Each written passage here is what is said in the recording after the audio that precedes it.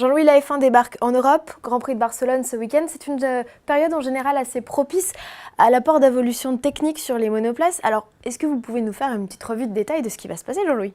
Très difficile parce que naturellement, toutes les équipes ont gardé leurs évolutions au secret et on va les découvrir effectivement à Barcelone. Vous l'avez dit, très important, 3 semaines de délai et ça c'est propice à beaucoup de changements également dans le personnel des équipes. Il y a eu des mutations, il y a eu des changements, mais je crois que on va voir 2 choses.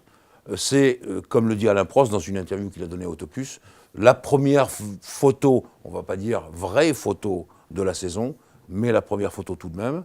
Et on va voir si l'hypothèse de Sébastien Vettel se vérifie quand il dit « le titre de champion du monde de Mercedes, c'est pas encore fait ». Donc on va voir cela, et je pense que c'est là l'intérêt de ce Grand Prix d'Espagne. Alors justement, Jean-Louis, Mercedes craint les évolutions de la concurrence. Est-ce qu'il y a vraiment une réelle menace, et notamment en provenance de chez Renault? Alors je sais que chez Renault, naturellement, ils ont changé beaucoup de choses, notamment dans les logiciels, dit Rémi Taffin, l'ingénieur motoriste, qui dirige les opérations Renault sur le terrain. Et bien entendu, Mercedes, ils sont confrontés au dilemme que tout le monde a toujours connu quand vous êtes en tête. Les derniers dixièmes ou les derniers millièmes sont les plus durs à attraper, l'évolution ne peut pas être géante. Renault et Red Bull Renault, entre parenthèses, peut faire un pas de géant. Ça, c'est vrai. Mercedes, c'est plus compliqué. Mais vous savez comme moi que depuis le début de la saison, on entend les quelques têtes pensantes de Mercedes dire que finalement, il y a quand même encore de la réserve dans les machines. Donc c'est là qu'on va voir, je reviens à la question que vous m'avez posée au préalable, c'est là qu'on va voir vraiment si la saison doit maintenant continuer sur la domination de Mercedes ou si Red Bull, qui, je le répète une nouvelle fois, je crois, a le meilleur châssis, bien si Red Bull a comblé la différence grâce à Renault.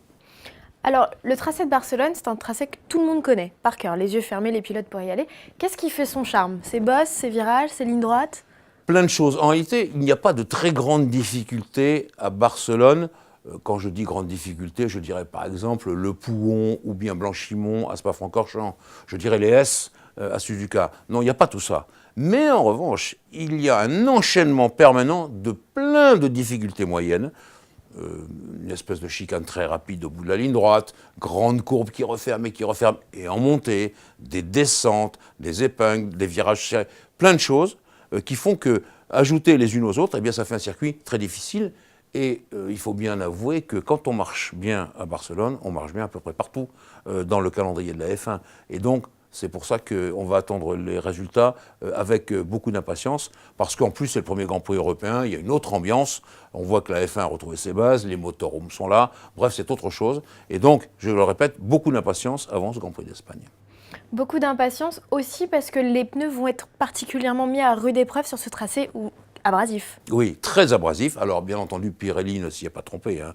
Les pneus les plus durs sont de la partie, les hard, et puis les médiums qui vont être les tendres, alors que d'habitude ils jouent plutôt le rôle de pneus durs. Et donc ça c'est très compliqué pour les pneus, parce que la vitesse aidant, la traction dans les virages des voitures, les vitesses atteintes, eh bien, font que les gommes sont très sollicitées et on peut avoir des surprises. On a des surprises de temps en temps, pas d'éclatement mais d'échappage, notamment dans les virages à droite qui sont les plus compliqués à Barcelone. Et puis on a aussi l'usure et il y a des fois, on s'est arrêté 4 fois à Barcelone pour bien figurer dans le Grand Prix. Donc attention à cela.